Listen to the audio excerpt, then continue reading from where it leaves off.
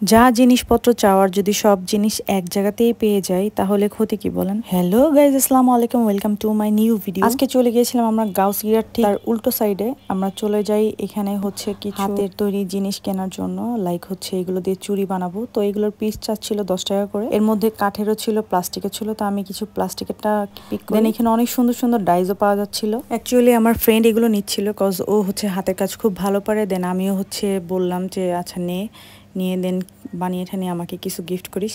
তো এটার সাথে ও হচ্ছে কোরিও পিক করছিল। তারপরে কিছু দানাপুতিও ছিল, এগুলোকে কি বলে চুমকি টুমকি পাথর, এগুলোও ছিল। ওর যাবতীয় যা লাগবে তা ও সব কিছু নিয়ে দেন আমরা চলে যাই এরপর ব্যাগের দোকানে অ্যাকচুয়ালি বলতে ফুটপাতে যে ব্যাগগুলো বিক্রি করে ওই দোকানগুলোতে যাওয়ার পরে দেখছিলাম এই ব্যাগটা লেদারটা খুব ভালো ছিল। তো আমি জিজ্ঞেস করলাম এটা প্রাইস কত, ওনারা 600 বলছিল।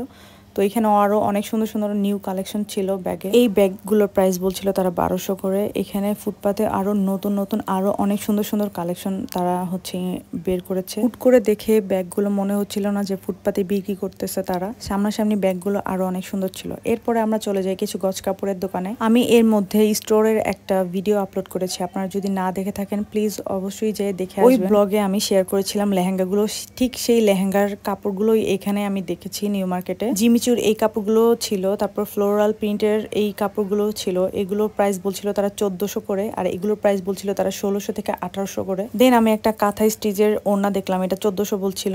এরপর চলে যায় লেসের দোকানে, যেহেতু আমাদের কিছু টুকিটাকি লেস কেনার দরকার ছিল। অপর সাইডে দেখি লেহেঙ্গা 2000 টাকা করে সেলে দিচ্ছিল এইগুলো লেহেঙ্গাগুলো। এরপর আবার 3 পিসের দোকানে যাই 3 পিস কিনতে, যে কোনো 3 পিস ভালো লাগবে কিনা বাসায় পরার জন্য বা কোনো ফাংশনে। এখান থেকে আমি 2টা হিজাব কিনি। এরপর মাঝখানে আবার কিছু খাওয়া দাওয়া করি। খাওয়া দাওয়া শেষ করে আমরা নিউ মার্কেটের ভিতরে চলে যাই শপিং করতে।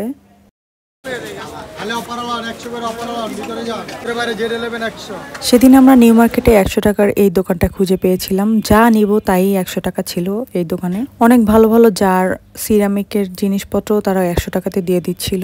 চামচ সেট থেকে শুরু করে যে কোনো ধরনের বাটির সাইজও তারা 100 টাকাতে দিয়ে দিচ্ছিল, ছোট থেকে বড় সব ধরনের বাটি। এই দোকানটা হচ্ছে নিউ মার্কেটে ঢুকে হাতের বাম সাইডে পড়ে।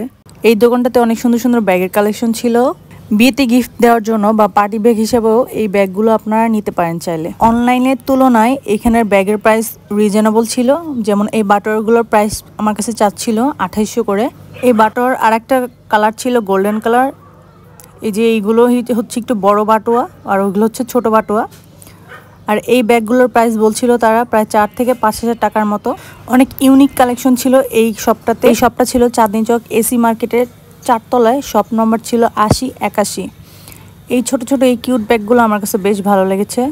তারপরে পুতুল, তারপরে হচ্ছে বিভিন্ন ধরনের বাটুয়া ছিল এখানে। আরও একটা হিডেন ব্যাগ কালেকশন দেখাচ্ছি আপনাদের। এই শপটাতেও আপনারা অফিস গোয়িংয়ের জন্য সুন্দর সুন্দর ব্যাগ পেয়ে যাবেন।